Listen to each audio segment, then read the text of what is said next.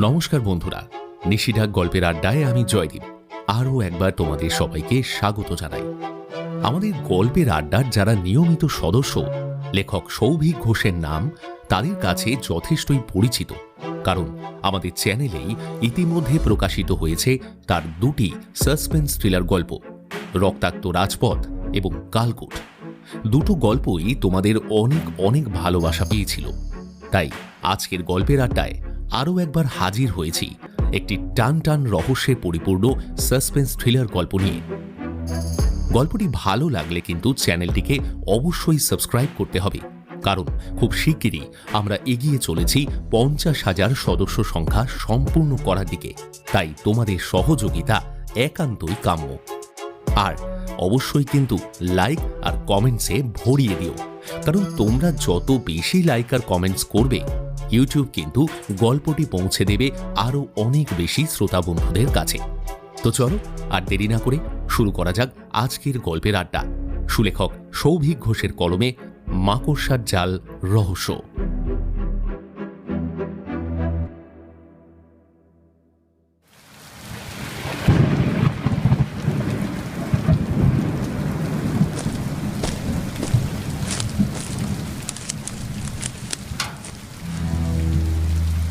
আপনার আর কিছুক্ষণের মধ্যেই ফাঁসি হবে, তাই শেষ ইচ্ছে যদি কিছু থাকে নির্দ্বিধায় বলতে পারেন। হ্যাঁ, শেষ ইচ্ছা? এত বড় একজন আসামির শেষ ইচ্ছা আর কি থাকতে পারে অফিসার? একটা কাজ করুন না, যত তাড়াতাড়ি পারেন আমায় ফাঁসি দিয়ে দিন, কেমন? কারণ যতক্ষণ এই পৃথিবীতে থাকবো ঘৃণা হবে, শুধুই ঘৃণা হবে। ঈশ্বর এত ঘৃণা সহ্য করতে পারবে না, তাই তাড়াতাড়ি ফাঁসি দিয়ে দিন, কেমন? তাড়াতাড়ি।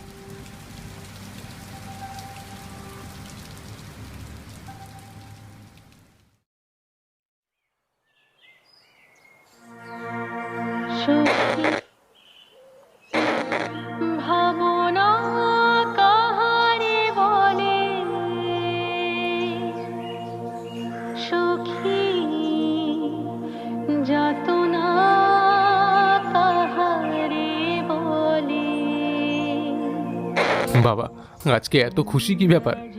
নতুন করে কারোর প্রেমে পড়লে নাকি? হ্যাঁ, আমি বারবার একজনেরই প্রেমে পড়ি, সে শুধুমাত্র আমার, আর কারোর নয়। তার হাতে আমি মরতেও রাজি।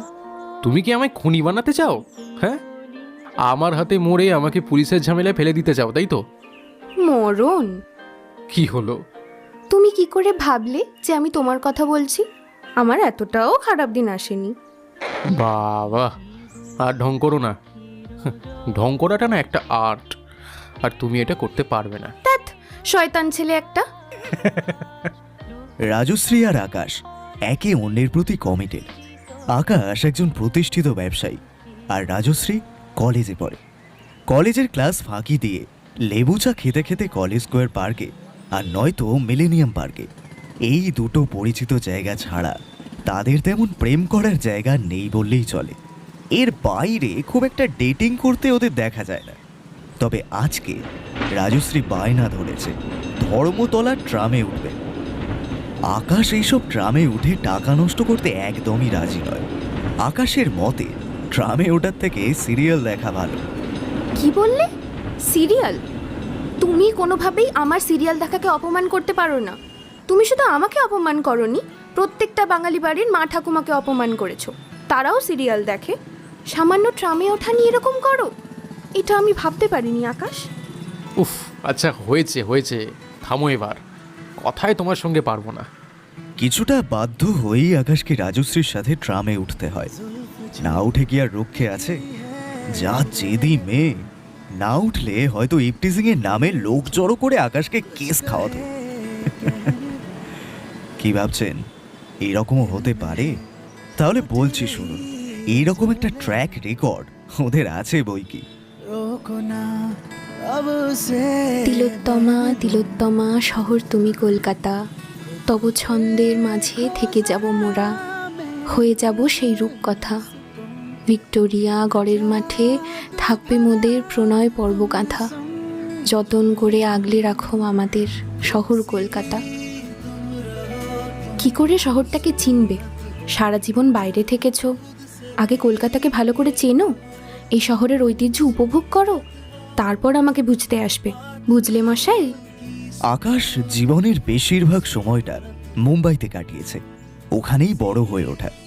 নিজে বাঙালি হয়েও কলকাতা শহর আর বাঙালি ট্র্যাডিশনের সাথে সেইভাবে পরিচিতি নেই তার, আর থাকবে কি করে?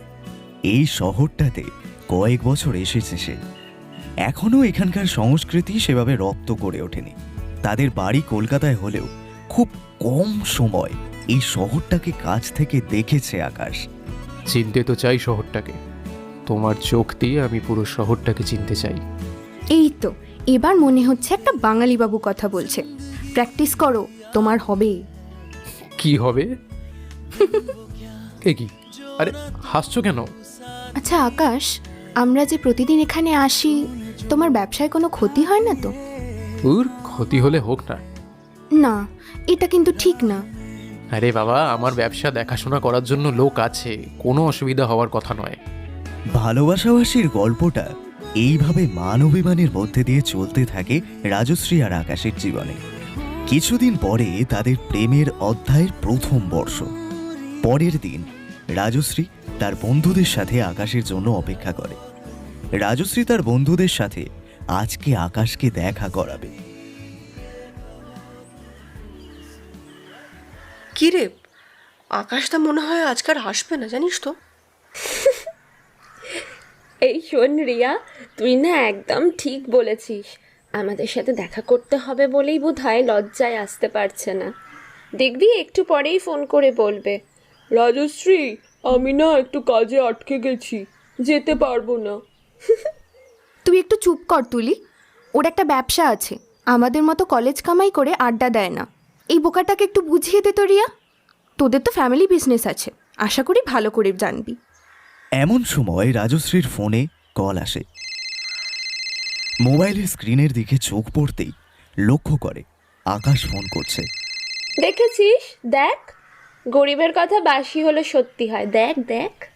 ফোনটা ধর রাজশ্রী, সমানে বাজছে তো। হ্যালো, কখন আসবে? আরে আমি তোমার কলেজের কাছে চলে এসেছি, কোথায় আছো? উফ, বাঁচালে। কি? এ কি বলছো, শুনতে পাচ্ছি না। কিছু না, তুমি দাঁড়াও, আসছি। রাজশ্রী একবার তুলির দিকে বড় বড় চোখ করে তাকায়। তার চোখের চাউনি বুঝিয়ে দেয় আকাশ কখনোই কথার খেলাপ করে না। তুলি সেই ইশারা বুঝতে পেরে চোখ নিচের দিকে নামিয়ে নেয়। এবার থেকে কোনো কথা বলতে হলে একটু বুঝে বলবি। দেখছিস তো রিয়া, ও আকাশের লজ্জা দেখতে গিয়ে নিজেই লজ্জায় পড়ে গেছে। সরি।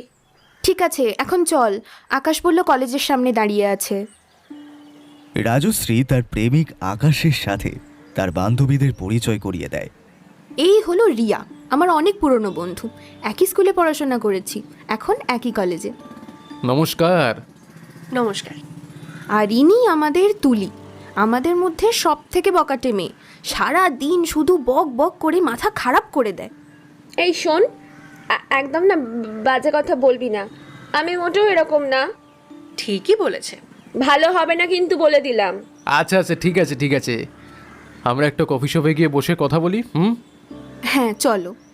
কলেজ থেকে একটু দূরেই একটা ক্যাফেতে গিয়ে ওরা বসলো। তোমার জন্য একটা দারুণ সারপ্রাইজ আছে। কি গো আকাশদা, আমাদের সামনে বলা যাবে? হ্যাঁ নিশ্চয়ই। এই ওয়েটার। হ্যাঁ স্যার, বলুন বলুন। এই তোমরা কি খাবে? আমি ক্যাপাচিনো খাবো। আমি আইস ক্যাফে লাট্টে। আচ্ছা, তুমি কি খাবে? আমি কফি খাবো না, ভ্যানিলা চকলেট ডোনাট হবে? হ্যাঁ গে ম্যাম, হবে। তাহলে ওটা খাবো। Okay, one hot coffee for me. আচ্ছা আচ্ছা, এনিথিং এলস স্যার? না। আচ্ছা, ও বলছি একটা ফ্রেঞ্চ ফ্রাই নিয়ে আসবেন। ওকে স্যার, একটু ওয়েট করুন, আমি এক্ষুনি পাঠিয়ে দিচ্ছি। এই কি সারপ্রাইজ আছে বললে না তো? দাঁড়াও দাঁড়াও, বলছি। আগামী মাসে আমাদের সম্পর্কের প্রথম প্রেম বার্ষিকী, যাকে বলে লাভ অ্যানিভার্সারি। তাই আমার একটা ইচ্ছে আছে। সেই দিন আমি তোমাকে রেজিস্ট্রি করে নেব, যদি না তোমার কোনো প্রবলেম থাকে।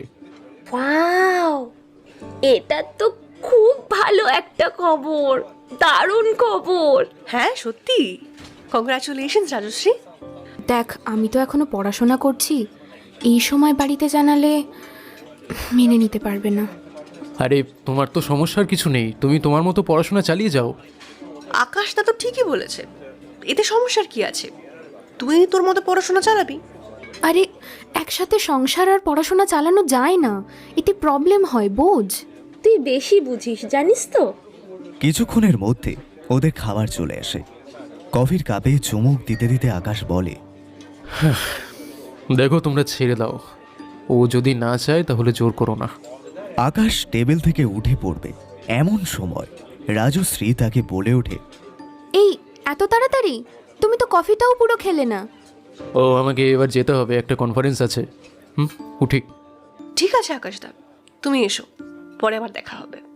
আকাশ কিছুটা হতাশ হয়ে সেই ক্যাফে থেকে বেরিয়ে যায়। বারবার মনে হয় এটা বিয়ের জন্য ঠিক সময় নয়। তুই কি মেয়ে রে, হ্যাঁ? আকাশদা কত আশা করে তোকে কত করে বিয়ের প্রস্তাবটা করলো। ঠিক বলেছিস। তোরা আমার কথা একটুও ভাবিস না, এখন আমি মানসিকভাবে প্রস্তুত না। চল তুলি, আমরা বাড়ি যাই। হ্যাঁ চল, ধুর চ। এই যাস না, কেন এরম পাগলামো করছিস তোরা? আমাদের কাজ আছে। সেখান থেকে দুই বান্ধবী রাগ করে চলে যায়। তারপরে রাজশ্রীও বাড়ি গিয়ে সারা রাত ভাবে যে তার কি করা উচিত। এটা কি ঠিক সময় নাকি ভুল? হয়তোবা এটাই উপযুক্ত সময়। অবশেষে রাজশ্রী একটা সিদ্ধান্ত নেয়। রাজশ্রী আকাশকে তখনই ফোন করে। হ্যাঁ বলো। হ্যালো, কাল সকালে প্রিন্সেপ ঘাটে দেখা করবে? কেন? দেখা করতে পারবে কিনা সেটা জানতে চাইছি। কখন দেখা করবে? ওই দুপুর 12টার সময়। দুপুর 12টা? কলেজ নেই নাকি? কালকে রবিবার, ছুটির দিন। ও আই এম সরি, ভুলে গেছিলাম। ঠিক আছে, তাহলে আমি অপেক্ষা করব। আচ্ছা।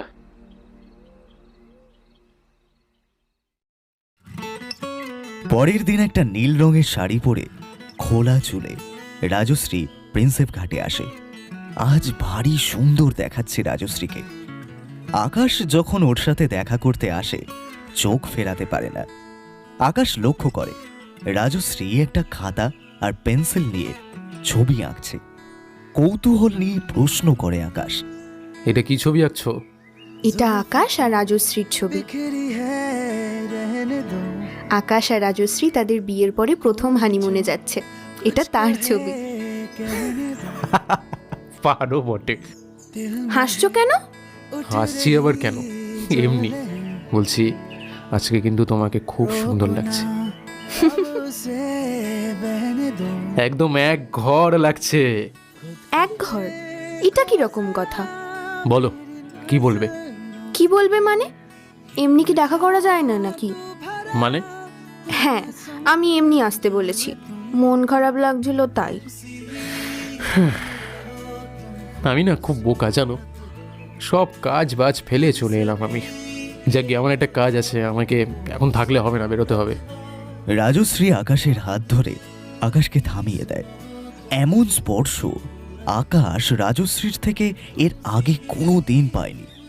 এই স্পর্শে একটা আবেগ আছে। তার কোমল মসৃণ ঠোঁট যুগলের ফাঁকে লক্ষণীয় লাজুক হাসি অনেক অপ্রকাশিত অনুভূতি জানান দিয়ে যাচ্ছে। আকাশের আর বুঝতে বাকি নেই তার জন্য কি অপেক্ষা করছে। তার নরম হাতের আবেগী স্পর্শ নিশ্চিত করে দিয়েছে এই বিয়েতে কোনো আপত্তি নেই।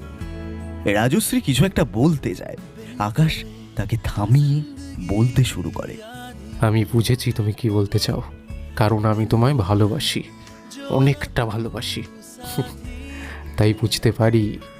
রাজশ্রী বেশিক্ষণ আকাশের চোখে চোখ রাখতে পারে না। চোখের পলক পড়ে যায়। রাজশ্রী বুঝতে পারে তার চোখের ভাষা আকাশ বুঝে নিয়েছে। ভালোবেসে ভালোবাসায় থাকবো প্রিয়, ভুল হবে না চিনে নিতে। বলার আগেই বুঝে নেব চোখের ভাষা, সিঁদুরে রাঙিয়ে দেব তোমার শীথে।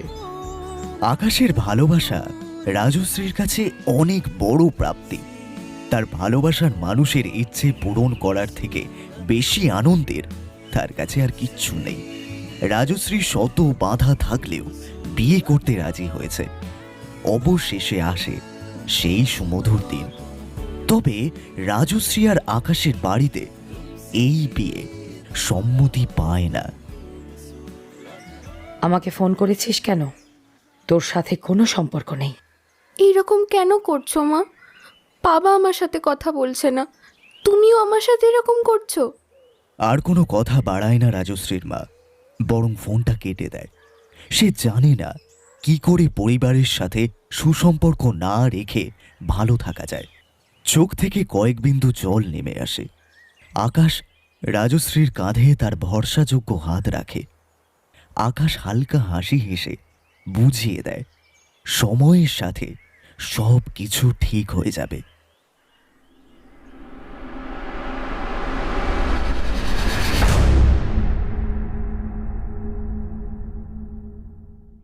হ্যাঁ, এখানে সাইন করবেন। এই এখানে? হ্যাঁ, আচ্ছা, এবারে? এবার উনি সাইন করবেন। হ্যাঁ, করছি। আজকে থেকে আপনারা আইনের দৃষ্টিতে স্বামী আর স্ত্রী। Congratulation mister Roy and Mrs Roy. Thank you so much. মা আর বাবার জন্য খুব মন খারাপ করছে। আমার বিয়েতে থাকলো না। চিন্তা করিস না রে, পরে সব মেনে নেবে। একদম ভাবিস না সব নিয়ে। এই তো আকাশবাবু, বিয়ে কমপ্লিট তাহলে? আরে ভাই, এত দেরি করলি? হ্যাঁ রে, একটু দেরি হয়ে গেল। যাকে পরিচয় করাই, সুজন আমার ছোটবেলার বন্ধু। নমস্কার বৌদি। নমস্কার। নমস্কার। তা ম্যাডাম, আপনার বিবাহ অভিযান শুরু করে কেমন লাগছে? এই তো সবে শুরু করলাম, দেখি কেমন লাগে। আপনাদের শুভ বিবাহে এই অধমের তরফ থেকে একটা সামান্য উপহার। ধন্যবাদ। বিয়ের কয়েকদিন পরে রাজশ্রী আর আকাশ হানিমুনে দার্জিলিংয়ে যায়। ওরা দুজনেই এই দিনটার জন্য বেশ কয়েকদিন ধরেই উৎসাহিত হয়ে আছে। তবে রাজশ্রীর মধ্যে যেন একটু বেশি উৎসাহ লক্ষ্য করা যায়। আজকের দিনটা তাদের কাছে একটু অন্যরকম। একটু কেন, একেবারেই অন্যরকম। অবশেষে একটা সামাজিক স্বীকৃতি নিয়ে দুজন মিলে ছকে বাঁধা সেই মিলেনিয়াম পার্কের গণ্ডি পেরিয়ে শীতের শহরে এসে পৌঁছায়। তাদের মিলেনিয়াম পার্কে কাটানো বেশ কিছু মধুর স্মৃতি রাজশ্রীর মনকে আরও বেশ কিছুটা উৎসাহিত করে তোলে। রাজশ্রীর ঠোঁটের কোণে একটা মিষ্টি হাসি খেলে যায়। গাড়ি দার্জিলিং ম্যালে এসে থামে। অনেক জার্নি হয়েছে, আজকের দিনটা কমপ্লিট রেস্ট। ওই তো একটা হোটেল। হ্যাঁ চলো, বুকিংটা সেরে নিই। আমিও বিশ্রাম নেব, feeling so tired. Hello, we need a room. Sure, sir. For how many days? 5 days. Okay, come with me. হ্যাঁ, sure. This is your room, sir. We offer some extra facilities for the couple. Oh really? Yes, sir. Free breakfast and 20% discount for the dinner. This is for you, sir. Hope you both are hungry. May I take some dish for you? Not now. Thank you. We are so much tired. We would like to take some rest. Okay, sir. Can you please give us a mineral water? Okay, sir. Rajashree হোটেলের রুমে ঢুকে চারিদিকে একটু ভালো করে দেখে নেয়। একেবারে সাজানো গোছানো, পরিষ্কার পরিচ্ছন্নতা দেখে রাজশ্রী মুগ্ধ হয়ে যায়। হোটেলটা খুব সুন্দর। যাকে তোমার ভালো লেগেছে তো? হ্যাঁ, ভীষণ। May I come in, sir? Yes, coming. Your water, sir. Enjoy your time, sir and ma'am. Please close the door, sir. আকাশ দরজাটা বন্ধ করে দেয়। এই কয়েকদিন আর কোনো ব্যস্ততা নেই, শুধু তুমি আর আমি। আমাদের বাধা দেওয়ার মতো কেউ নেই। এখন এত রোমান্টিক হতে হবে না আকাশবাবু, আমার ঘুম পেয়েছে। দুজনেই এখন অনেক ক্লান্ত। দার্জিলিংয়ের ঠান্ডায় রুম হিটারের উষ্ণতা তাদের চোখের পাতা বন্ধ করে দেয়। এমনই এক মনোরম অনুভূতি। কিছুক্ষণ পরে নৈশভোজ সেরে খুব তাড়াতাড়ি ঘুমিয়ে পড়ে দুজনেই। সকালে সাইট সিন দেখার জন্য আকাশ আগে থেকে গাড়ি ঠিক করে রেখেছে। কালকের দিনটা হয়তো তাদের দুজনের জন্য বেশ অন্যরকম হতে চলেছে।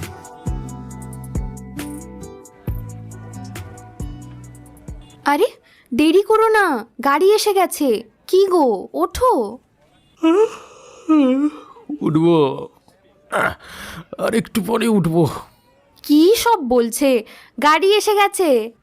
তাই নাকি? হ্যাঁ, ওঠো। কটা বাজে? 5:30 বাজে। ওহ, ব্রাশ করে তাড়াতাড়ি রেডি হয়ে নাও তো। দাঁড়াও, ক্যামেরাটা নিতে হবে তো, ওটা কিন্তু মনে রেখো। নিয়েছি, তুমি তাড়াতাড়ি করো। খাবার? আমি পাউরুটি নিয়েছি, গাড়িতে খেয়ে নেব। তুমি প্লিজ এবার একটু তাড়াতাড়ি করো, কখন থেকে ডাকছি। দুজনেই তাড়াতাড়ি করে তৈরি হয়ে হোটেল থেকে বেরিয়ে পড়ে। একটা সাদা স্করপিও গাড়ি দাঁড়িয়ে আছে। হ্যালো। নমস্কার দাদা। আরে বাবা, বাঙালি নাকি? হ্যাঁ, তা তোমার বাড়ি কোথায়? আমি তো কলকাতার ছেলে, এখানে চাকরি করি। তোমার নাম? সুদীপ পাল। বুঝলাম। কলকাতা ছেড়ে এত দূরে কাজ করছো যে, কি ব্যাপার? আমার কলকাতা খুব একটা ভালো লাগে না। ছোটোবেলা থেকেই দার্জিলিং আমার খুব প্রিয় জায়গা, বুঝলেন তো। তাই ঠিক করে নিয়েছি, যাই কাজ করি দার্জিলিংয়েই করব। ওকে, তোমার সাথে পরিচয় হয়ে খুব ভালো লাগলো। চলুন। কুয়াশায় ভালো করে কিছু দেখা যায় না। গাড়ির হেডলাইট জ্বালিয়ে সামনের দিকে গাড়ি এগিয়ে চলেছে। এ এক মন্ত্রমুগ্ধকর অনুভূতি। বলছি, এখানে বাঘ ভাল্লুক আছে নাকি? হ্যাঁ স্যার, চিতাবাঘ আছে, দেখা হয়ে যেতেও পারে। ভাই বলছি, তুমি চিতাবাঘ দেখেছো কখনো? ব্যাস, বাঘের নাম শুনলেই ওর উৎসাহ বেড়ে যায়। হ্যাঁ, আমি ওয়াইল্ড অ্যানিমাল ভালোবাসি। আমি বেশ কয়েকবার দেখেছি। এই দেখে আবার উৎসাহ দেখিয়ে গাড়ি থেকে নেমে পড়বেন না যেন। না, উৎসাহ আছে, তবে ভয় পাই না বললে ভুল বলা হবে। ওই উৎসাহ, কাছমছমে ভাব, দুটোই একসাথে কাজ করে। হ্যাঁ স্যার, জানলাটা বন্ধ করে দিন, যা ঠান্ডা আসছে আপনি অসুস্থ হয়ে পড়বেন। হ্যাঁ দাদা। কথা বলতে বলতে রাজশ্রী কখন যে ঘুমিয়ে পড়েছে সেটা সে নিজেও বুঝতে পারেনি। 1 ঘন্টা ধরে কুয়াশার ঘন অন্ধকার চিরে গাড়ি এগিয়ে চলার পর সূর্যের মৃদু রশ্মি রাজশ্রীর মুখে এসে পড়তে তার ঘুমন্ত চোখ দুটো খুলে যায়। চোখ খুলে দেখতে পায় রাস্তার 2 দিকে সবুজ জঙ্গলে ঘেরা পাহাড়। আদিম প্রাকৃতিক সৌন্দর্য দেখে রাজশ্রী আর নিজেকে সামলাতে পারে না। এইখানে দাঁড়াও, গাড়ি থামাও। রাজশ্রীর কথা শুনে ড্রাইভার গাড়ি থামিয়ে দেয়।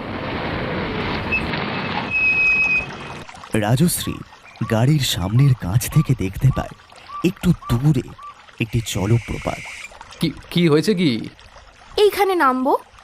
এত সুন্দর প্রাকৃতিক সৌন্দর্য দেখে রাজশ্রী আর গাড়ির মধ্যে বসে থাকেনি, গাড়ি থেকে নেমে পড়ে।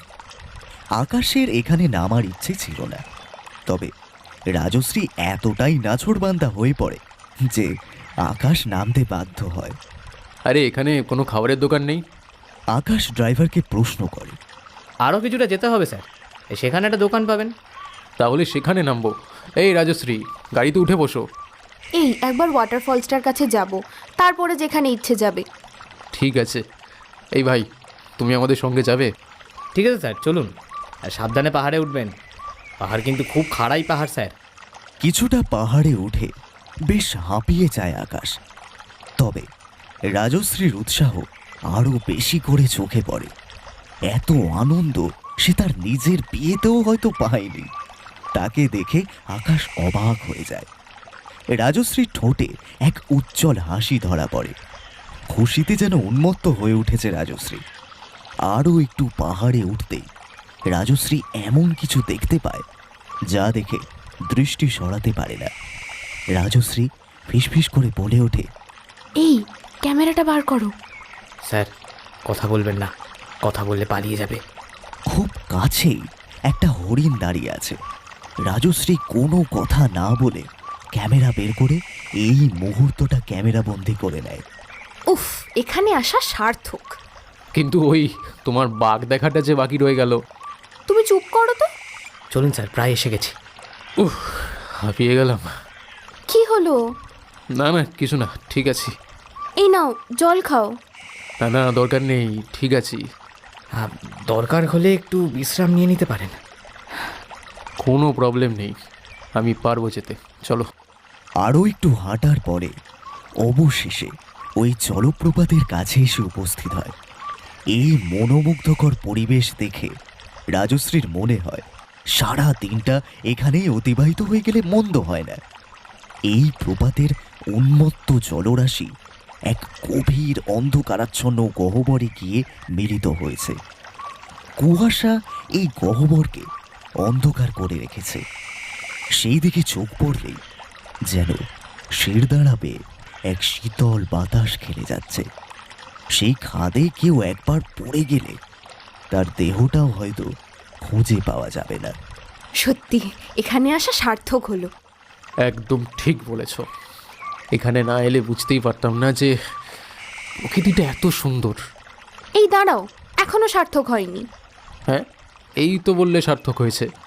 কথাটা বলার সময় রাজশ্রীর ঠোঁট যুগলে এক মায়াবী হাসি খেলে যায়। কি ব্যাপার কি রাজশ্রী, এরকম লাগছে কেন তোমায়? রাজশ্রী, এই কি কি হলো? কি শরীর খারাপ লাগছে নাকি? রাজশ্রী কোনো কথা বলে না, এক দৃষ্টিতে আকাশের দিকে তাকিয়ে থাকে। চোখের পলক পড়ে না। পর মুহূর্তে যা ঘটে তার জন্য আকাশ কোনোভাবেই প্রস্তুত ছিল না। রাজশ্রী একটা ধাক্কা দিয়ে আকাশকে পাহাড় থেকে খাদে ফেলে দেয়। আকাশ কোনো ক্রমে তার ডান হাত দিয়ে একটা পাথর ধরে থাকতে সক্ষম হয়, কিন্তু এখন আকাশের শরীরটা শূন্যে ভাসমান। আমি ছেড়ে দাও, পড়ে যাবো তো। কি কি করছো কি তুমি? খুব কষ্ট হচ্ছে না? অনেক কষ্ট পাও। তোমার কষ্ট দেখবো বলেই তো এখানে এসেছি। মুহূর্তের মধ্যে রাজশ্রীর চেহারা বিকৃত হয়ে ওঠে। তোর শেষ দেখবো বলেই আমি এখানে এসেছি। আমি সেই দিনের থেকে অনেক বেশি কষ্ট পেয়েছিলাম।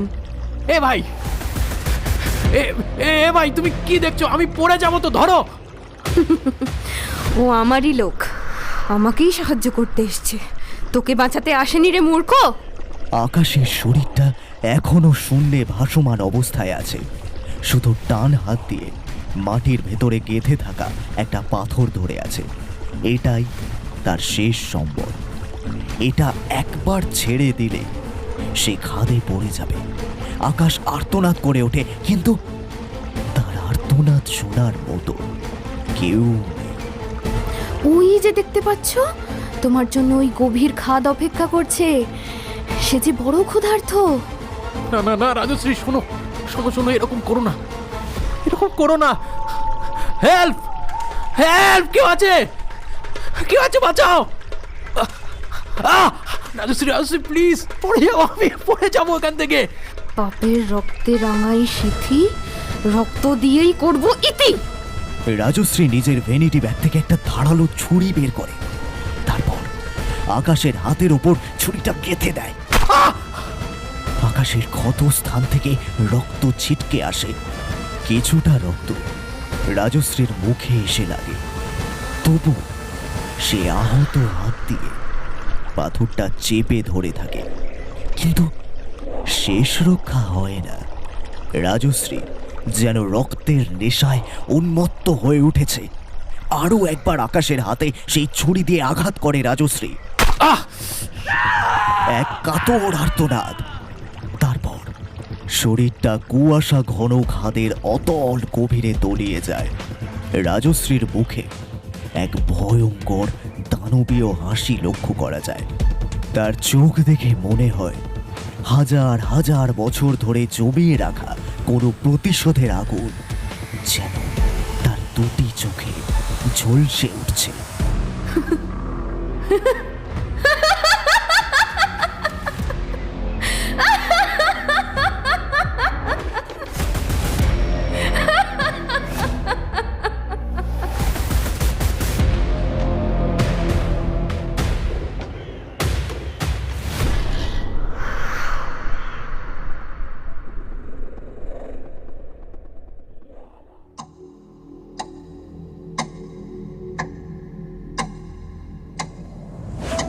তুমি ভুলে যাচ্ছ রাজশ্রী, সব ভুলে যাচ্ছ। তুমি একটি ঘুমের দেশে সূর্যমুখী ফুলের বাগানে হারিয়ে যাচ্ছ। একা তুমি, তোমার সাথে আর কেউ নেই। তোমার ঘুম আসছে, তুমি ঘুমাতে চাইছো রাজশ্রী। তোমার শরীর অবশ হয়ে আসছে, তুমি ঘুমিয়ে যাচ্ছ রাজশ্রী, ঘুমিয়ে যাচ্ছ। মনোবিজ্ঞানী দময়ন্তী বসুর সম্মোহন প্রক্রিয়ায় রাজশ্রী এখন ঘুমের দেশে। সম্মোহিত রাজশ্রীর অতীত জীবনের কিছু ক্ষোভের বহিঃপ্রকাশ ঘটে। তবে কিছুই সত্যি নয়। এক সময় রাজশ্রী আকাশের সাথে পাহাড়ে গিয়েছিল, সেটা ঠিক, কিন্তু আকাশকে হত্যা করতে পারেনি। হত্যা করতে পারেনি বললে ভুল হয়ে যাবে। হত্যা করার কথা সেই দিন স্বপ্নেও ভাবেনি, কারণ একসময় আকাশ ছিল তার ভালোবাসা, তার মনের মানুষ, যাকে চোখ বন্ধ করে বিশ্বাস করা যায়। কিন্তু এখন এই পৃথিবীতে যাকে সব থেকে বেশি ঘৃণা করে সে হলো আকাশ। বাস্তবে না পারলেও সম্মোহনের দেশে সে অবশ্যই আকাশকে হত্যা করেছে। এখন সে ঘুমন্ত। দময়ন্তী বসুর সম্মোহনের বলে এখন সে ঘুমন্ত। দেখে মনে হয় একটা নিষ্পাপ মেয়ে ঘুমিয়ে আছে। কেউ বলবে না এই নিষ্পাপ মায়া ভরা মেয়েটার মধ্যে কিছুক্ষণ আগে একটি ভয়ঙ্কর জানোয়ার জেগে উঠেছিল।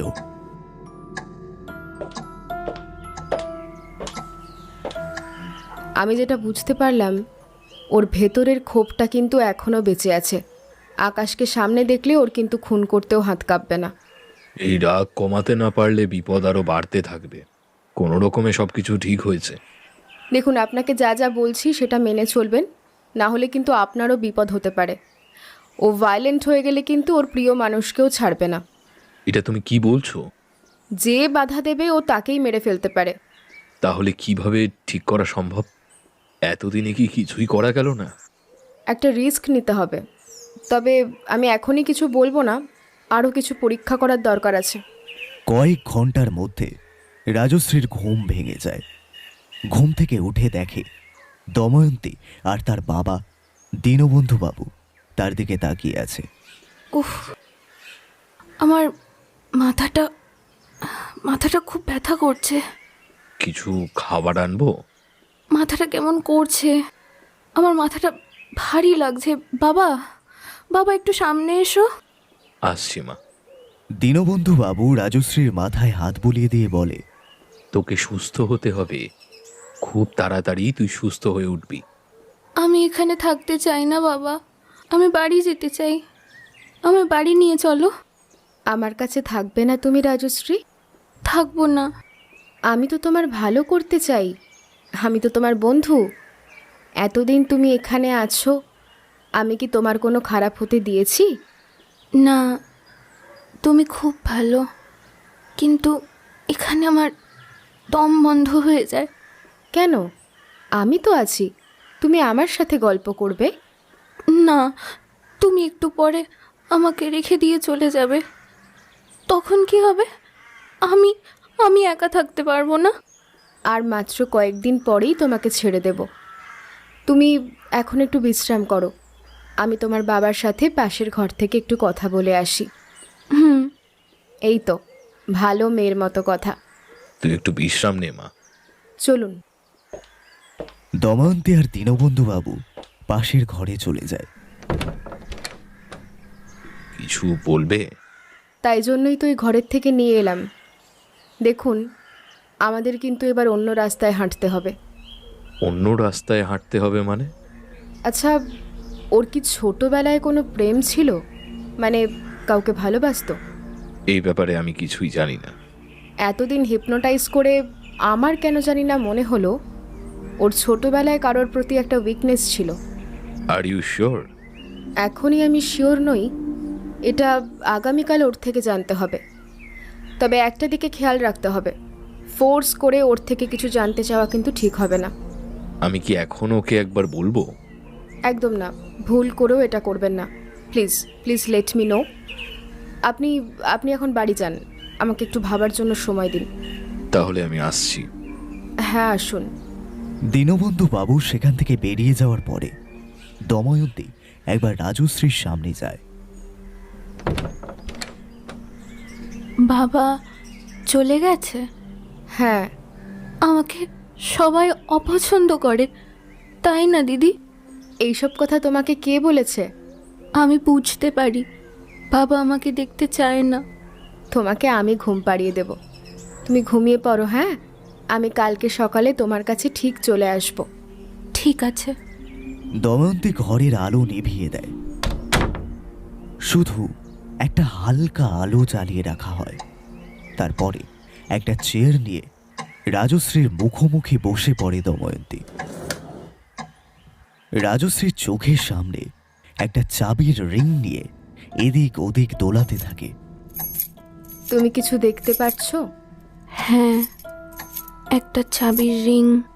তোমার চোখগুলোকে একটু আরাম দাও। এবার বলো তো, আমার চোখ মোহিনী শক্তির অধিকারী হতে চলেছে।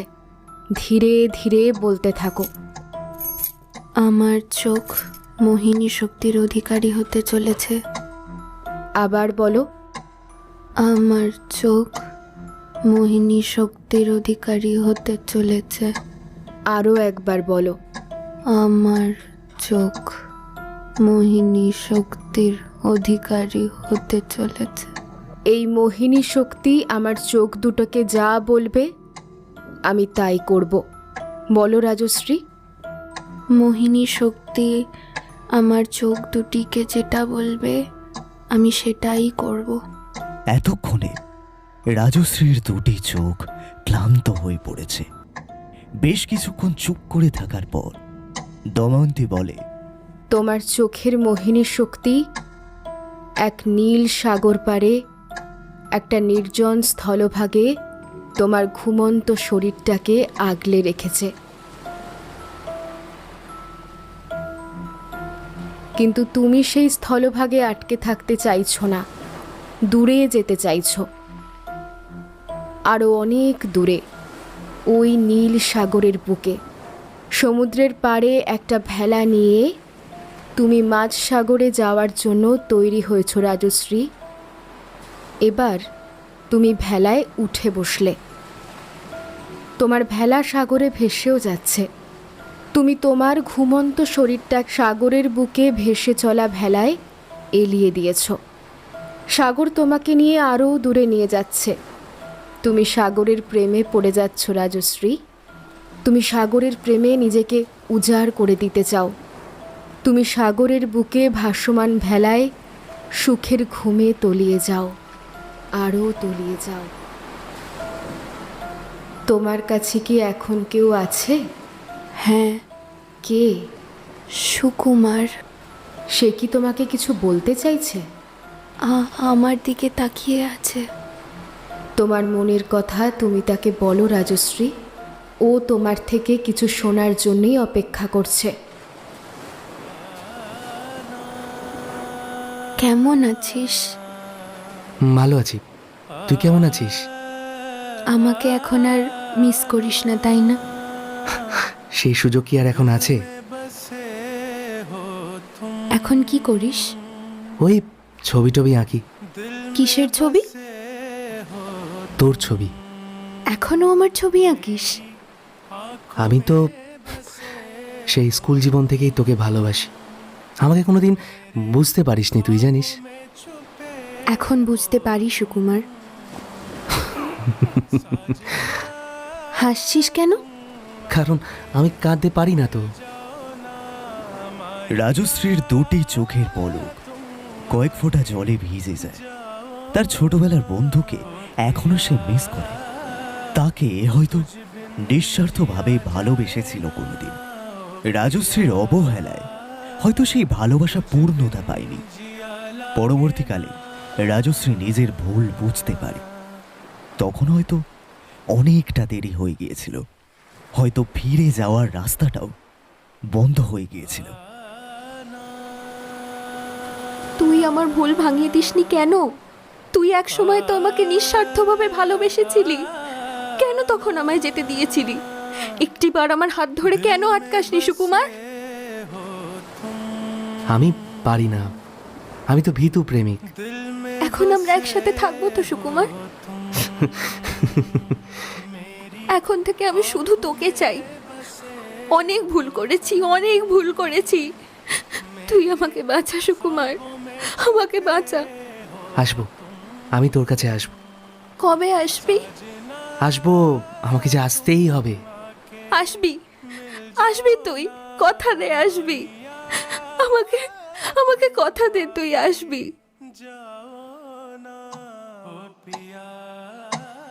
কথাটা বলতে গিয়ে রাজশ্রীর কণ্ঠ রোধ হয়ে আসে। এরপরে রাজশ্রী ধীরে ধীরে ক্লান্ত হয়ে পড়ে এবং অবশেষে দময়ন্তীর প্রক্রিয়ায় ঘুমের দেশে পাড়ি দেয়। দময়ন্তী মন দিয়ে রাজশ্রীকে অনুভব করতে থাকে। রাজশ্রীর মনস্তত্ত্ব খুব ভালোভাবে বোঝার চেষ্টা করে। রাজশ্রীর বাবা দীনবন্ধুবাবু একটা চেয়ারে বসে পুরো ঘটনাটা নিজের চোখে দেখে। অবাক হয়ে যায় ভদ্রলোক। তারপর কোনো শব্দ না করে তিনি আর দময়ন্তী পাশের ঘরে চলে যায়। আপনি কিছু বুঝলেন? ভালো করে কিছুই বুঝতে পারলাম না। আচ্ছা, সুকুমার নামের একজন ছেলে ছিল যে রাজশ্রীকে ছোটবেলা থেকেই ভালোবাসতো। এখন সুকুমারকে কিন্তু খুঁজে পেতে হবে আমাদের। তাকে পেয়ে কি হবে? দেখুন, তাকে পেলে আমি রাজশ্রীর মনটা এইদিকে ঘুরিয়ে দিতে পারবো, আর আকাশের গল্পটাও তখন মুছে দিতে খুব সুবিধে হবে। এটা ছাড়া আর তো কোনো উপায় দেখছি না। তাকে এখন কোথায় পাবো? আপনি একজন রাজনৈতিক নেতা, আপনি খুঁজে না পেলে আমার আর কিছু বলার নেই। এইসব ব্যাপারে বেশি লোক জানাজানি করা যাবে না, এতে ঝুঁকি আছে। আমার রাজনীতিতে একটা সম্মান আছে। বেশ, তবে আমি খুঁজে নিয়ে আসবো, আপনাকে কিছু করতে হবে না। তুমি কি করবে? সেটা না হয় আমাকেই ভাবতে দিন। এইভাবে আরো কিছু দিন কেটে যায়।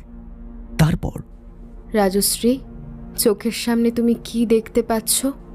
ঘন অন্ধকার, কিছুই দেখতে পাচ্ছি না। আলোর সন্ধান করছো না? তুমি কি চাও না আলোয় ফিরতে? হ্যাঁ হ্যাঁ, আমি ফিরতে চাই, কিন্তু কিভাবে ফিরবো? সামনের দিকে এগিয়ে চলো রাজশ্রী, থেমো না, এগিয়ে চলো। দেখো, থামলে আর কোনোদিনও কিন্তু তুমি তোমার মনের মানুষের কাছে পৌঁছতে পারবে না। মনের মানুষ? হ্যাঁ হ্যাঁ রাজশ্রী, তোমার খুব কাছেই সে আছে, দেখতে পাচ্ছ? আমি আমার সুকুমারকে দেখতে পাচ্ছি না কেন? কোথায় আমার সুকুমার? এই অন্ধকারেই কিন্তু সে আছে। একদম ভয় পেও না, তোমার কোনো ভয় নেই রাজশ্রী। এবার আস্তে আস্তে চোখ দুটো খোলো। ঝাপসা, সব কিছু ঝাপসা। রাজশ্রীর ঝাপসা ভাব কেটে যাওয়ার পরে সে দেখতে পায় দময়ন্তীর পাশেই বসে আছে এক পুরুষ। দেখো আমি কাকে নিয়ে এসেছি। কেমন আছিস? সুকুমার? হ্যাঁ, আমি সুকুমার। সুকুমারকে সামনে দেখে রাজশ্রী নিজেকে সামলাতে পারে না, দৌড়ে গিয়ে জড়িয়ে ধরে। এতকাল কোথায় ছিলিস রে? আমি একদম ভালো নেই সুকুমার, আমাকে এখান থেকে নিয়ে চল না প্লিজ। আরে আমি তো এসে গেছি, আর তোকে কষ্ট পেতে দেবো না। এই তোর কি অবস্থা হয়েছে রে? এই রাজশ্রীকে আমি চিনতেই পারছি না। আমাকে নিয়ে পালিয়ে যেতে পারবি? হ্যাঁ, পালিয়ে যাব, নিশ্চয়ই নিয়ে পালাবো। তাহলে চল। তার আগে তোকে সুস্থ হতে হবে। আচ্ছা বলছি, ওর সুস্থ হতে কতদিন লাগবে? খুব তাড়াতাড়ি সুস্থ হয়ে যাবে। শুনেছিস শুনেছিস রাজশ্রী, তুই খুব তাড়াতাড়ি সুস্থ হয়ে যাবি। তারপর আমরা আবার আগের মতো গল্প করব, একসাথে থাকবো। আমি শুধু তোকে নিজের বন্ধু ভেবেছি, কোনোদিনও জীবন সাথী ভাবতে পারিনি। তুই আমাকে ভালোবাসিস, আমি তোর ভালোবাসার গভীরতা বুঝতে পারিনি। এইসব কথা এখন বাদ দে। সুকুমার কথাটা বলেই রাজশ্রীর চোখের জল মুছিয়ে দেয়। তুই ছেলেবেলায় টিফিনের টাকা দিয়ে আমাকে ফুচকা খাওয়াতিস, তোর মনে আছে? হ্যাঁ মনে আছে। তুই আমাকে ছেড়ে সেদিন কেন চলে গেলি সুকুমার? নিজের স্বার্থে তুই আমাকে ছেড়ে চলে গেলি। এই তোর চোখে জল কেন সুকুমার? আমরা তো এক হবই, তাই না? আমরা এক হব সুকুমার। এই দেখ না, আমি হাসছি, দেখ, এই দেখ আমি হাসছি। নিজের চোখের জল মুছে একগাল হাসি নিয়ে কথাটা বলে ওঠে সুকুমার। ওকে এবার একটু বিশ্রাম নিতে হবে, তুমি আমার সাথে একটু পাশের ঘরে চলো। আমি সুকুমারকে যেতে দেব না। এবারে চলে গেলে তুই আর ফিরে আসবি না। আমি ভালোভাবেই জানি, আমি বুঝতে পারছি। আমি যেতে দেব না, যাস না। আমাকে বিশ্বাস কর, আমি আবার আসবো। প্রমিস কর তুই আমায়। এই আমি তোকে প্রমিস করলাম, আমি কালকে আবার আসবো। এখন একটু বিশ্রাম কর। এখন আর সম্মোহনের ঘুম প্রয়োজন নেই। সুকুমার মাথায় হাত বুলিয়ে দিতে রাজশ্রী ঘুমিয়ে পড়ে। এই ঘুম শান্তির ঘুম। অনেকদিন এভাবে ঘুমাতে পারেনি মেয়েটা। সুকুমার, তোমাকে এখন থেকে প্রত্যেক দিন কিন্তু এখানে আসতে হবে। আর আমি আশা রাখছি তুমি ওর অতীতের সব ভয়ঙ্কর পরিণতি ভুলিয়ে দিতে পারবে। আমাকে তো আসতেই হবে।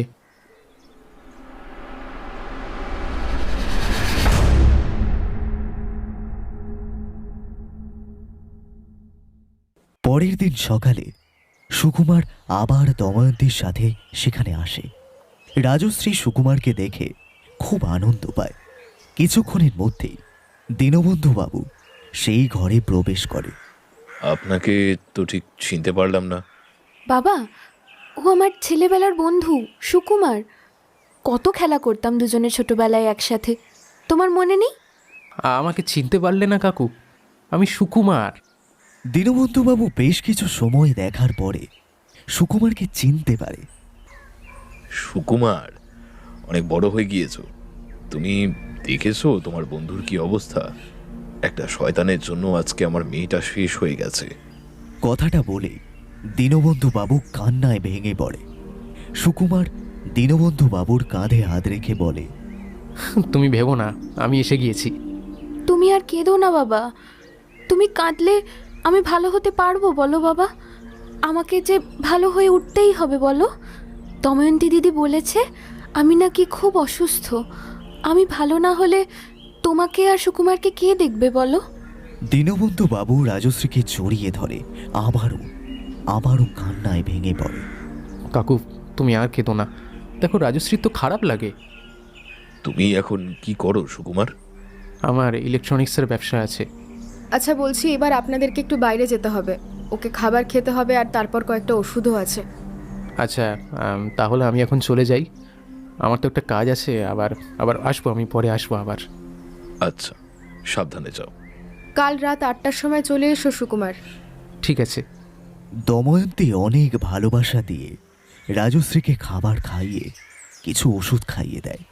রাজশ্রী কিছুক্ষণের মধ্যেই আবার ঘুমিয়ে পড়ে। কারণ এই সময় রাজশ্রীকে বেশিক্ষণ জাগিয়ে রাখলে তার মনের মধ্যে হাজার খারাপ প্রশ্নের জন্ম হতে পারে, যেটা পরবর্তীকালে ভয়ঙ্কর রূপ নিতে পারে। রাজশ্রী ঘুমিয়ে যাওয়ার পরে দময়ন্তী দীনবন্ধু বাবুকে নিয়ে বাইরে বেরিয়ে যায়। আচ্ছা দীনবন্ধু বাবু, আমার গাড়িতে একটু উঠুন, আপনার সাথে কিছু কথা আছে। দময়ন্তী তার হন্ডা সিভিক গাড়িতে উঠতে উঠতে বলে এবং দীনবন্ধু বাবু গাড়িতে ওঠার পর দময়ন্তী নিজেই গাড়িটি ড্রাইভ করে।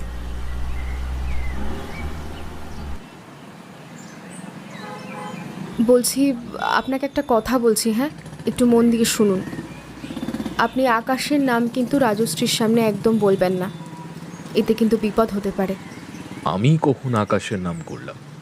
আপনিই তো একবার বললেন যে একটা শয়তান আপনার মেয়ের জীবন শেষ করে দিয়েছে। ও হ্যাঁ, সরি। এই ভুলটা কিন্তু বারবার করা যাবে না। আমি চাইছি ওর ভালোবাসার মানুষকে ওর কাছে এনে দিতে, যাতে ওর ভয়ঙ্কর অতীতটা সম্পূর্ণভাবে ওর মন থেকে মুছে যায়। কিন্তু আপনি যদি বারবার এইরকম কথা বলেন, ওর মস্তিষ্কের মধ্যে নতুন কোনো জটিলতার সৃষ্টি হবে। তখন আপনি কি করবেন? দেখুন, রাজশ্রীকে যদি আপনি স্বাভাবিক দেখতে চান, তাহলে নিজের মুখে এবার একটু লাগাম লাগান।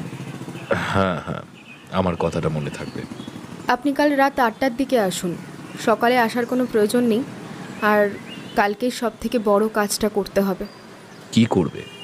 দেখুন, আমি চেষ্টা করছি কাল ওর ব্রেনে এক্সিস্ট করার। আকাশের সব ভয়ঙ্কর স্মৃতি ওর মাথা থেকে মুছে ফেলতে হবে। ও এখন সম্পূর্ণ আমার কন্ট্রোলে আছে, তাই সব বিপদ কেটে যাবে, আপনি একদম চিন্তা করবেন না।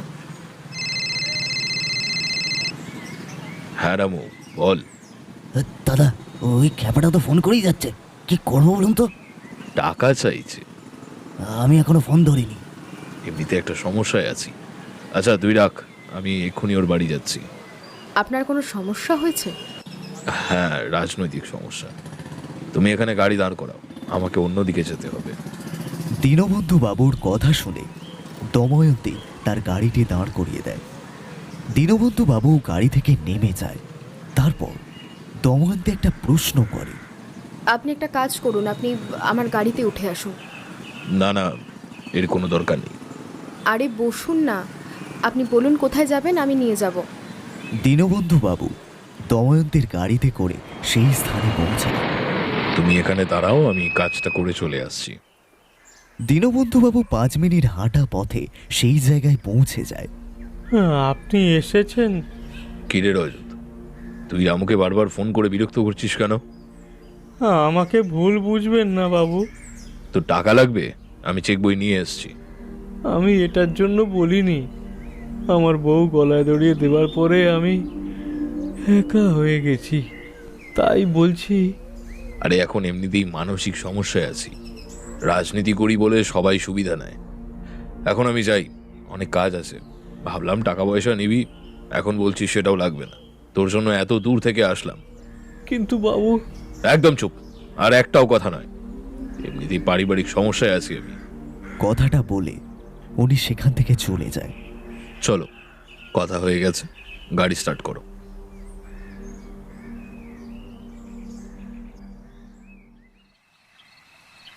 পরের দিন রাত 8টায় দীনবন্ধু বাবু আর সুকুমার সেখানে উপস্থিত হয়। গিয়ে দেখে রাজশ্রী আর দময়ন্তী একে অপরের সাথে কথা বলছে। দুজনকেই পাশের ঘরে বসতে বলে দময়ন্তী। রাজশ্রী, তুমি এখানে একটু বসো, আমি আসছি। কথাটা বলে দময়ন্তী পাশের ঘরে চলে যায়। বসুন। আমি আজকে সারাদিন এখানেই ছিলাম, আর ভালো খবর হলো রাজশ্রীর মন থেকে আকাশের নামটা পুরো মুছে দিয়েছি। সত্যি? আমি অনেকবার ওকে দেখেছি। ওর ছোটবেলার বন্ধুকে ফিরে পেয়ে ও সেই অতীতটাকে একেবারে ভুলে গিয়েছে। বলতে পারেন ও এখন শুধু সুখের স্বপ্ন দেখছে। আজকে আমি যা করেছি, ও আর কোনোদিনও আকাশের নামটা মনেও করতে পারবে না। ওই নামে যে ওর জীবনে কেউ ছিল বা ওর অতীতে কিছু ঘটেছিল, ও সবটা ভুলে গেছে। ওহ, বাঁচালে দময়ন্তী, তোমাকে অনেক ধন্যবাদ। এখনও অনেক বড় একটা কাজ বাকি আছে। এবার ওকে সুকুমারের নামটা ভুলতে হবে। কি? হ্যাঁ, শুনতে অবাক লাগলেও এটাই সত্যি। দেখুন, সুকুমারকে এখানে আনার উদ্দেশ্য ছিল সুকুমারকে অস্ত্র বানিয়ে আকাশের নামটা ভুলিয়ে দেওয়া, কারণ সুকুমার রাজশ্রীর দুর্বল জায়গা। এবার কিন্তু ওকে সেটাও ভুলতে হবে, এমনকি আপনার নামটাও ওকে ভুলে যেতে হবে। তুমি এটা কি বলছো? এর কি প্রয়োজন আছে? প্রয়োজন আছে দীননাথ বাবু, প্রয়োজন আছে। ও নিজেকে নতুন করে চিনবে, ও সবাইকে নতুন করে চিনবে। ওকে আমি একটা এমন পৃথিবী দিতে চাই যেখানে কোনো ভয়, রাগ, হিংসা কিচ্ছু থাকবে না। ওর নামটাও বদলে যাবে, ওর সব অতীতও ভুলে যাবে। না হলে আবার যে আকাশের কথা ওর মনে পড়বে না, এর কিন্তু কোনো গ্যারান্টি দেওয়া যাচ্ছে না। তাই ভালো খারাপ ওকে সবটা ভুলতে হবে। সুকুমার আর দীনবন্ধু বাবু দুজনে অবাক হয়ে তাকিয়ে থাকে, কিছু বলতে পারে না। আর ওই ঘরে যেতে হবে না, আমি আসছি। শুধু জেনে রাখুন, অনেক বড় একটা ঝুঁকি নিতে চলেছি। এর ফল পজিটিভ হতে পারে, আবার নেগেটিভও হতে পারে। তবে হাল ছেড়ে দিলে কিন্তু চলবে না। আমি এখন আসলাম। কথাটা বলে দময়ন্তী সেখান থেকে রাজশ্রীর কাছে চলে যায়। সেখানে গিয়ে দেখে রাজশ্রী স্বাভাবিকভাবেই চেয়ারে বসে আছে। আজকে তুমি একদম ভালো হয়ে যাবে রাজশ্রী। আজকে আমি বাড়ি চলে যেতে পারবো? সম্ভবত কালকে কালকে সকালেই তুমি চলে যেতে পারবে। খুব ভালো খবর। দময়ন্তী ঘরের দরজা আর আলো বন্ধ করে দেয়। আবারও শুরু হয় রাজশ্রীর ওপর সম্মোহন প্রক্রিয়া। বেশ কিছুক্ষণ চলে গভীর সম্মোহন প্রক্রিয়া। কিছুক্ষণের মধ্যে দময়ন্তীর নিয়ন্ত্রণে চলে যায় রাজশ্রী। রাজশ্রী, তুমি একটা নদীতে বয়ে চলা নৌকায় বসে আছো। কি কেমন লাগছে?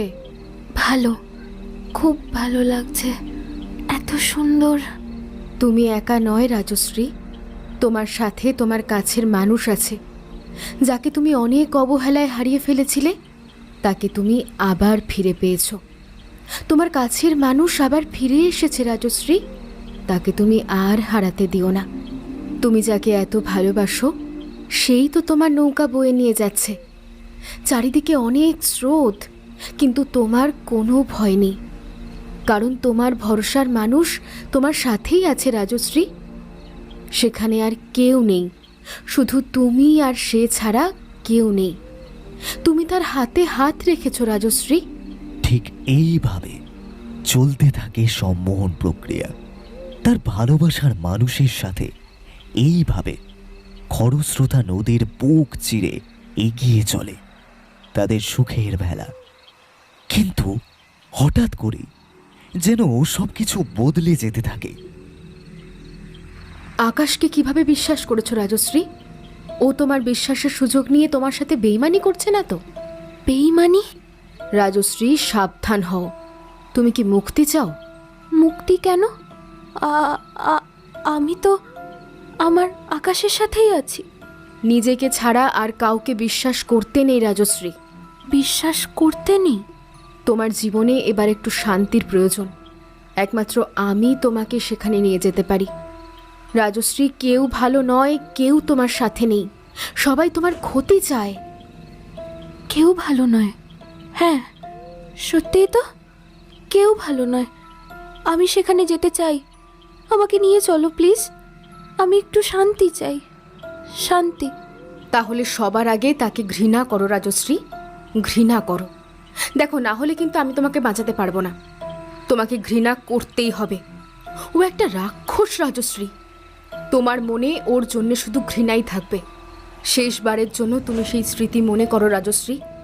জেনে রাখো, তুমি শুধু ঘৃণা করছো না, তুমি যত ঘৃণা করবে ওই রাক্ষস তত তীব্র যন্ত্রণা পেয়ে শেষ হয়ে যাবে। রাজশ্রী, একটু বোঝার চেষ্টা করো। তোমার ঘৃণাই কিন্তু একমাত্র ওদেরকে শেষ করে দিতে পারে। রাজশ্রীর গা থেকে ঘাম ঝরতে থাকে, হাত পা কাঁপতে শুরু করে দেয়।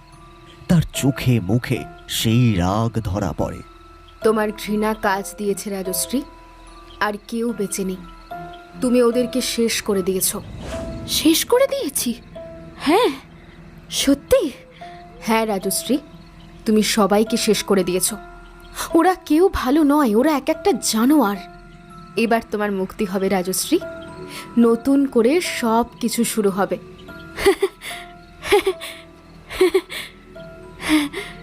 এবার সব কিছু ভুলে যাওয়ার সময় এসেছে।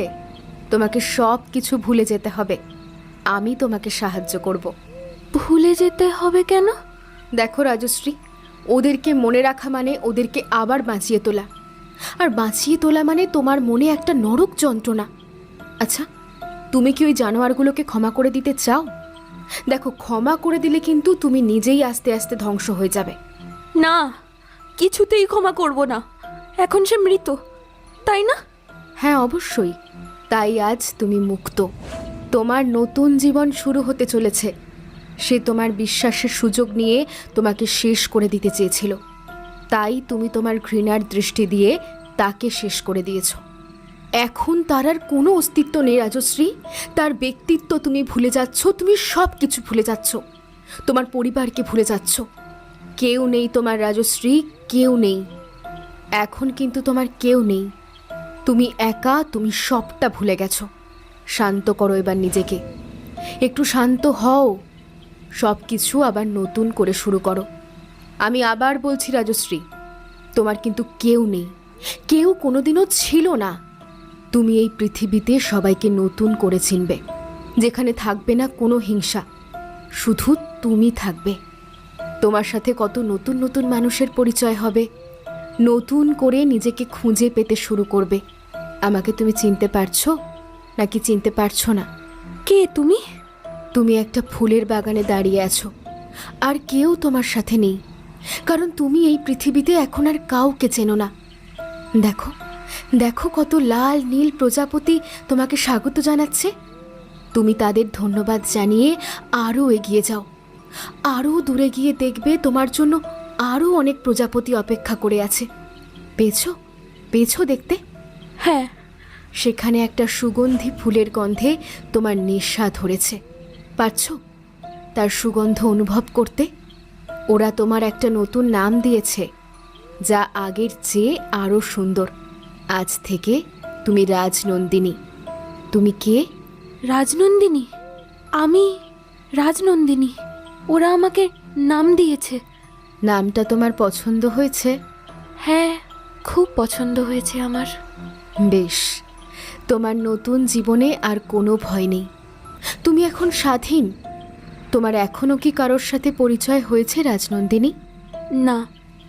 খুব তাড়াতাড়ি তুমি তোমার জীবনে নতুন মানুষের সাথে পরিচয় করবে রাজনন্দিনী, কিন্তু তার আগে তোমাকে আরও শান্ত হতে হবে। তুমি এখন খুবই ক্লান্ত, তোমাকে ঘুমের দেশে পাড়ি দিতে হবে। তারপরই এই পৃথিবীতে অনেক মানুষের সাথে তোমার পরিচয় হবে রাজনন্দিনী। আরও কিছুক্ষণ সম্মোহন প্রক্রিয়া চলার পরে রাজশ্রী ঘুমিয়ে পড়ে। দময়ন্তী তার সামনে গিয়ে তাকে একবার ভালো করে দেখে। পর মুহূর্তে ঘটে যায় এক ভয়ঙ্কর ঘটনা। রাজশ্রী নিজের কাছে কি একটা যেন লুকিয়ে রেখেছিল। দময়ন্তীর সামনে আসার পর রাজশ্রীর হাতে থাকা জিনিসটা দিয়ে দময়ন্তীর গলায় ঢুকিয়ে দেয়। দময়ন্তীর কণ্ঠে একটাও শব্দ বের হয় না। দময়ন্তীর শ্বাস নালী ভেদ করে ঢুকে যায় একটা কাঁচি, গল গল করে রক্ত ঝরে পড়ে। রাজশ্রী যে হাত দিয়ে দময়ন্তীর গলায় কাঁচিটা ঢুকিয়ে দেয়, রাজশ্রীর সেই হাতে দময়ন্তীর গলা থেকে কালচে লাল রক্ত গড়িয়ে পড়ে।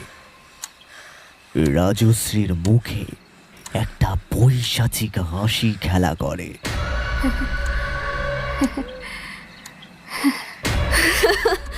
কেমন লাগছে? ইস, কিভাবে রক্ত বেরোচ্ছে দেখো। এরপরে ঘরের মেন সুইচ অফ করে দেয় রাজশ্রী। পুরো বাড়ির আলো নিভে যায়। তারপর লুকিয়ে রাখা একটা লোহার রড নিয়ে পাশের ঘরে যায়। তখনও পাশের ঘরে থাকা দীনবন্ধু বাবু আর সুকুমার কিছুই বুঝতে পারেনি। কারেন্ট চলে গেল নাকি? এই ঘরে কেউ এসেছে মনে হচ্ছে। এই কে?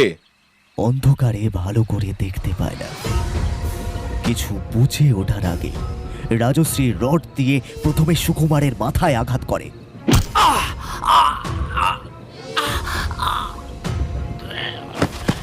তারপরে দীনবন্ধুর মাথায় সজোরে আঘাত করে। দীনবন্ধু বাবু আর সুকুমার মাটিতে লুটিয়ে পড়ে। তারপরে দুজনেই জ্ঞান হারায়।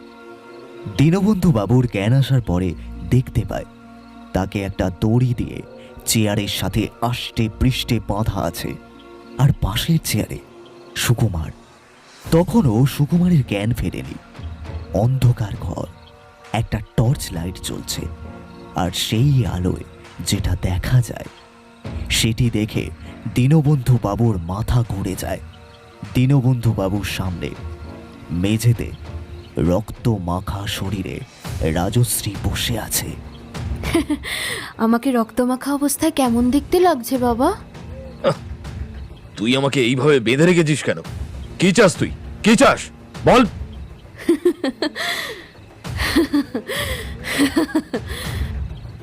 আমাকে ছেড়ে দে, আমাকে ছেড়ে দে।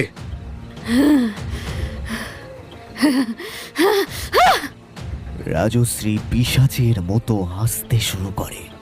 তাকে দেখে মনে হয় এক পিশাচ দুজন রক্ত মাংসের শরীর থেকে মাংস ছিঁড়ে খাওয়ার জন্য উৎসুক হয়ে আছে। ভয়ে দীনবন্ধু বাবুর শরীরটা কেঁপে ওঠে। আমাকে এইভাবে আটকে রেখেছিস কেন? আমি তোর কি ক্ষতি করেছি? দময়ন্তী কোথায়? দময়ন্তী, দময়ন্তী! দীনবন্ধু বাবুর চিৎকার শুনে সুকুমারের জ্ঞান ফিরে আসে। সুকুমার রাজশ্রীকে এই অবস্থায় দেখে ভয় পেয়ে যায়। সুকুমার, ও সুকুমার, আমাকে তুমি খুব ভালোবাসো তাই না? হ্যাঁ, ভালোবাসি, কিন্তু আমাকে এভাবে আটকে রেখেছো কেন? তাহলে আমাকে নিয়ে পালিয়ে চলো। এই লোকটাকে এখানে আটকে রেখে আমরা পালিয়ে যাব, অনেক দূর পালিয়ে যাব। তুমি কি বলতে চাইছো? উনি আমার বাবা হন। গলার আওয়াজ নকল করে সুকুমারের মুখ নিজের মুখে বসিয়ে সুকুমারের মতো চশমা পরে নিজেকে সুকুমার বানিয়ে আমাকে বোকা বানাতে চেয়েছিস।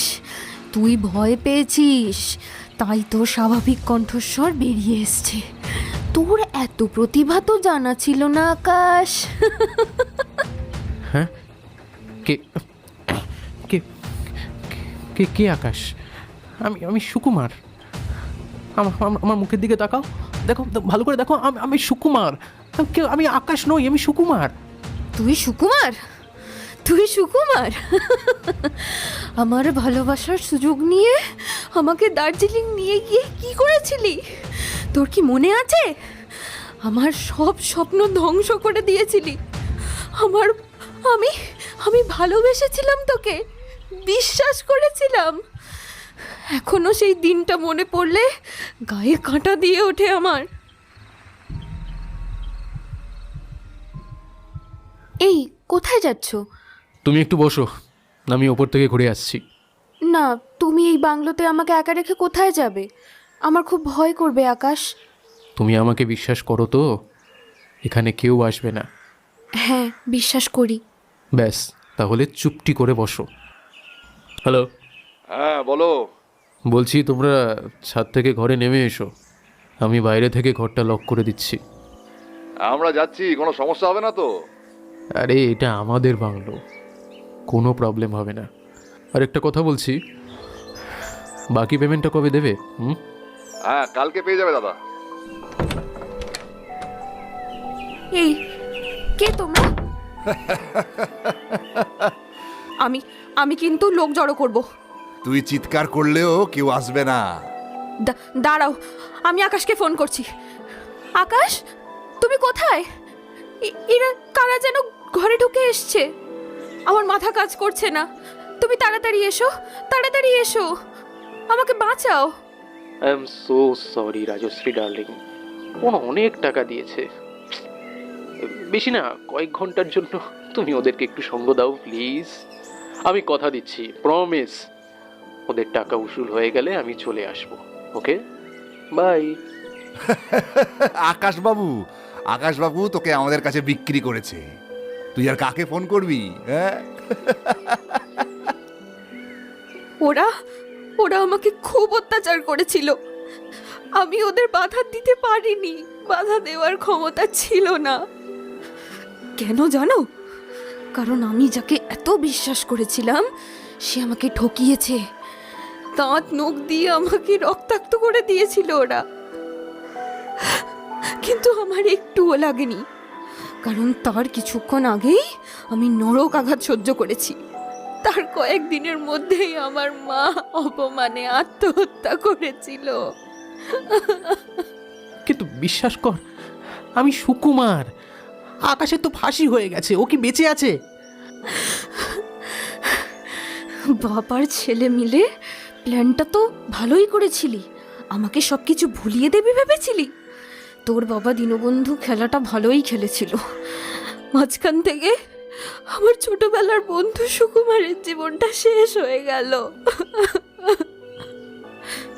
কি বলতে চাইছো তুমি? সুকুমার তো এখানেই বসে আছে, তো তুমি কি ওকে চিনতে পারছো না?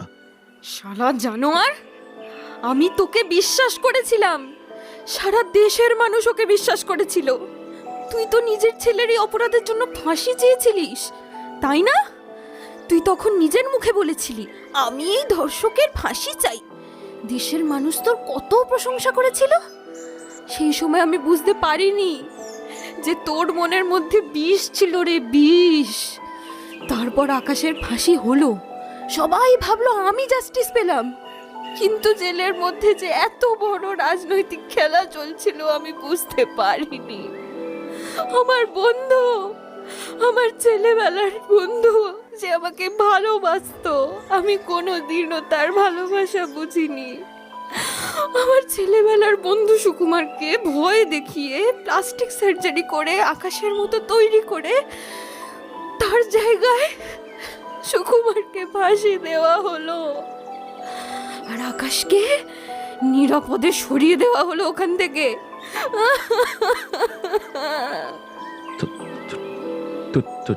তোমাকে এইসব কে বললো? এই সব কিছু মিথ্যে কথা। সবাই জানলো আকাশের ফাঁসি হয়েছে, আমিও তাই জানতাম।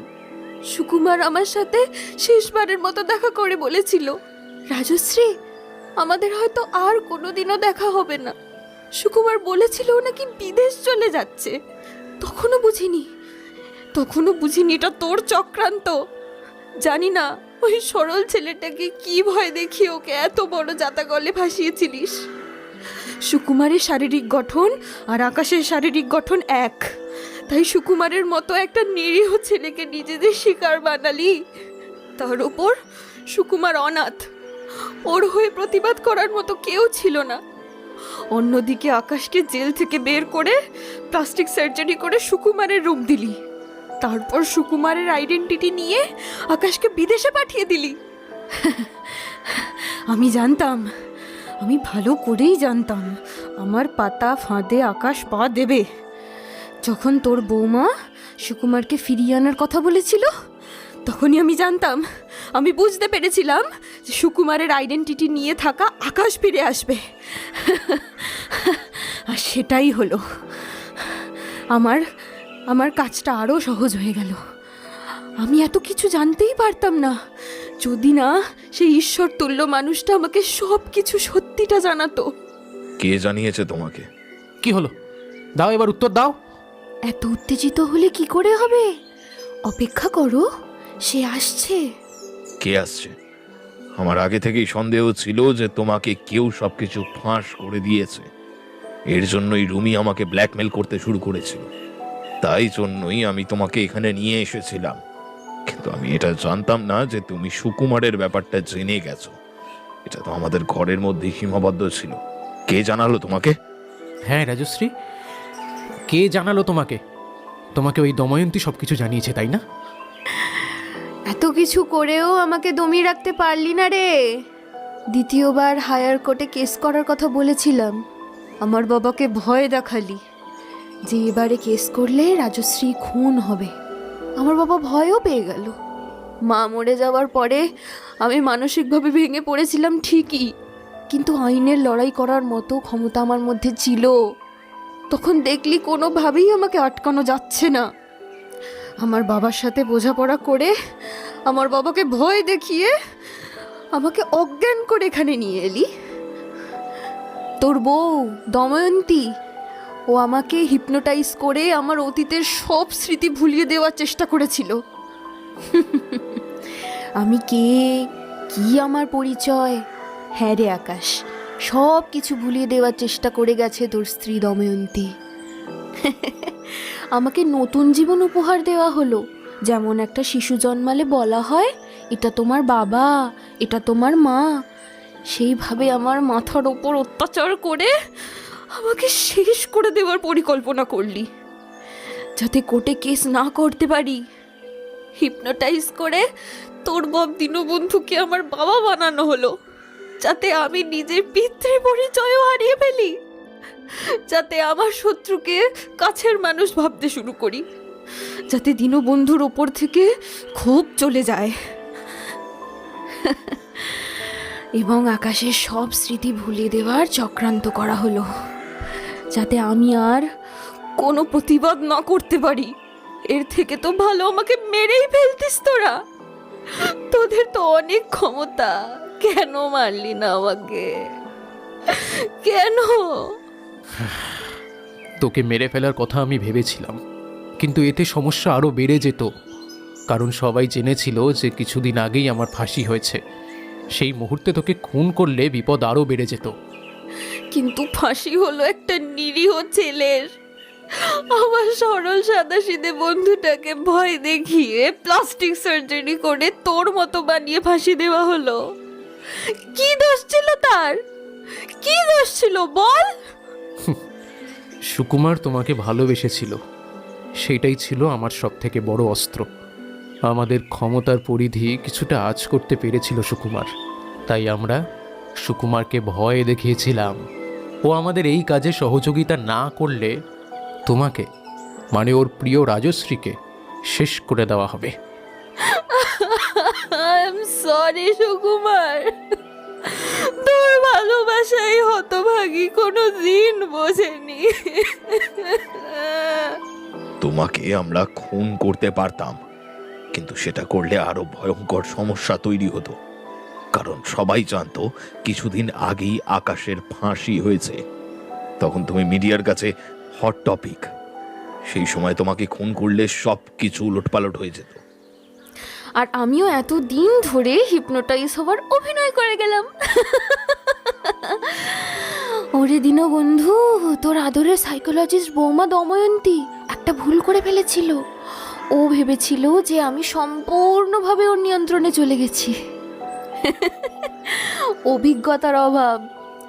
প্রথম দিকে দময়ন্তী ওষুধগুলো নিজের হাতে খাইয়েছে, তারপর আমাকে বিশ্বাস করে প্রতিদিন ওষুধগুলো আমার হাতে তুলে দিয়েছে।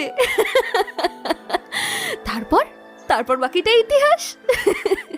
আমার ওপর কোনো সম্মোহন প্রক্রিয়া কাজে আসেনি। আমি আগে থেকেই জানতাম যে তোরা কি করতে চলেছিস, তাই আগে থেকেই অনেক বড় পরিকল্পনা এই নিজের মাথায় সাজিয়ে নিয়েছিলাম। ও, আরেকটা কথা তোমাদের জানিয়ে দিই, দময়ন্তীর শেষ পরিণতি কিন্তু মর্মান্তিক হয়েছে। মানে তুমি কি করেছো ওর সাথে? কি করিনি সেটা বল। মানে কি করেছো তুমি দময়ন্তীর সাথে? একটা কাঁচি ওর গলায় ঢুকিয়ে এফোর ওফোর করে দিয়েছি।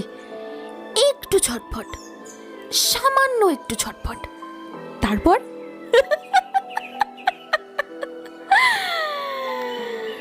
না না না না, এটা হতে পারে না, এটা হতে পারে না, মিথ্যে কথা বলছো তুমি। তোদের এই অবস্থা দেখতে চেয়েছিলাম আমি। আজ আমি সফল। ইউ বিচ, মিথ্যে কথা বলছো তুমি। আচ্ছা, একটা কথা বল আমাকে, তোদের কি একবারও মনে হলো না যে আমি একা মেয়ে কিভাবে সব কিছু করলাম? একবারও মনে হলো না আমি কিভাবে একটা কাঁচি, একটা লোহার রড নিয়ে এলাম? কে সাহায্য করেছে তোকে বল? এই দীনবন্ধু, এই বয়সে এত উত্তেজনা ভালো নয় রে। অপেক্ষা কর, দেখতে পাবি। মা, তুমি এখানে? তুমি এখানে কি করছো? পাপের প্রায়শ্চিত্ত করতে এসেছি রে খোকা।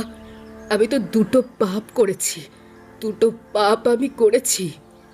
একটা তোর বাবাকে বিয়ে করা, আর তোর মতো একটা বিশ্বের জন্ম দেওয়া। তাই প্রায়শ্চিত্ত তো করতে হবে বল। এসব কি বলছো মা? পাগল হয়ে গেলে নাকি? তুই আর তোর বাবা মিলে রাজশ্রীর জীবনটা শেষ করে দিয়েছিস। সাথে ওই বিষাক্ত কালনাগিনী দময়ন্তী, আমার বৌমা, ওই ঘরে ওর লাশ পড়ে আছে। মা, তুমি কি করছো এটা? দময়ন্তী ওর পাপের শাস্তি পেয়েছে। হ্যাঁ, এক সময় দময়ন্তী আমার ছাত্রী ছিল। আমি ওকে সাইকোলজিস্ট তৈরি করেছি, কিন্তু কখনো বুঝতে পারিনি এই সাইকোলজি বিদ্যা খারাপ কাজেও ব্যবহার করবে। আমি মাঝে মাঝে রাজশ্রীর সঙ্গে দেখা করতে আসতাম। এই বাড়ির অতিরিক্ত একটা চাবি আমি সাবানের ছাপ দিয়ে বানিয়েও নিয়েছিলাম, যেটা তোরা কেউই বুঝতে পারিসনি। মাঝরাতে তোরা তিনজন যখন প্রতিদিন মদ্যপান করে গভীর ঘুমের মধ্যে থাকতিস, আমি তখন ওর কাছে আসতাম। তুমি আমার কাছে ঈশ্বর মা, তুমি না থাকলে আমি শেষ হয়ে যেতাম।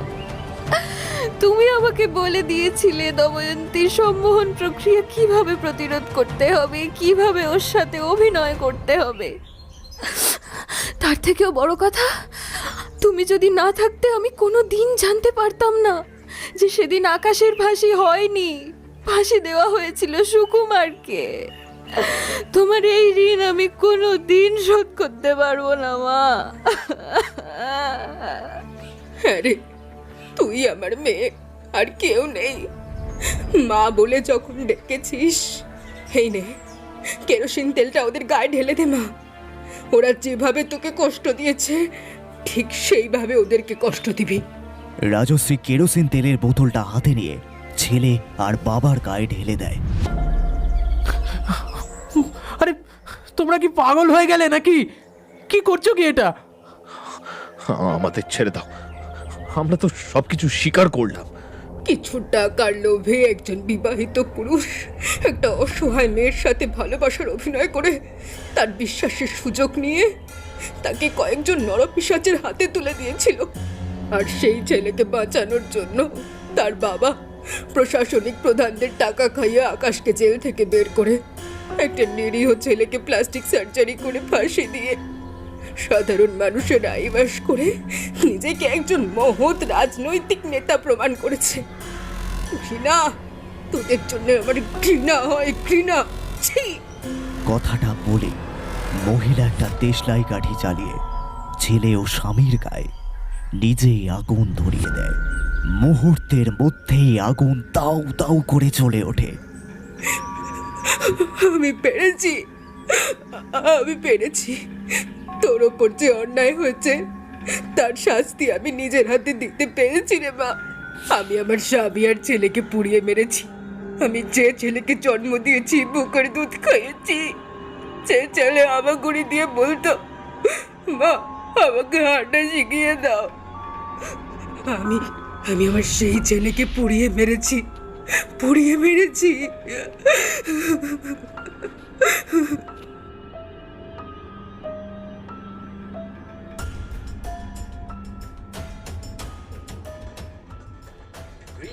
গতকাল মধ্যরাতে রাজারহাটে ঘটে গেল এক মর্মান্তিক ঘটনা।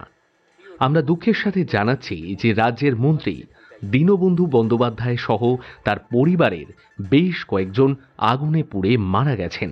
আমরা জানতে পারছি দীনবন্ধু বন্দ্যোপাধ্যায় গত রাতে সপরিবারে তার রাজারহাটের বাড়িতে ছিলেন। তবে কিভাবে আগুন লাগলো সেটা এখনো জানা যায়নি।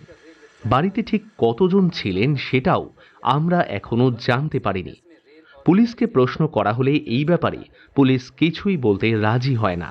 তবে রাজ্য পুলিশ এই ব্যাপারে তদন্তভার বহন করছে। প্রাথমিকভাবে অনুমান করা হচ্ছে শর্ট সার্কিট থেকেই হয়তো আগুন লেগেছে।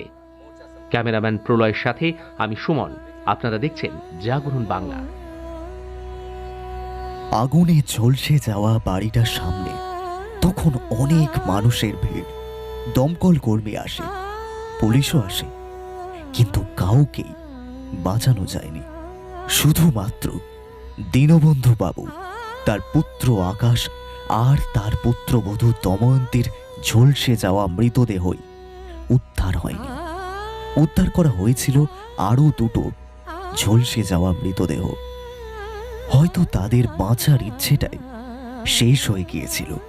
হয়তো তারা এখান থেকে বেরোনোর রাস্তাটাও আর খুঁজতে চায়নি, শুধু বেঁচে ছিল প্রতিশোধের আশায়। তারা বেঁচে থাকলে হয়তো সারা জীবনটাই কারাগারে বন্দী হয়ে কাটিয়ে দিতে হতো। তাই সমাজের এই শিকল ছিন্ন করে মুক্তির পথটাই বেছে নিয়েছে।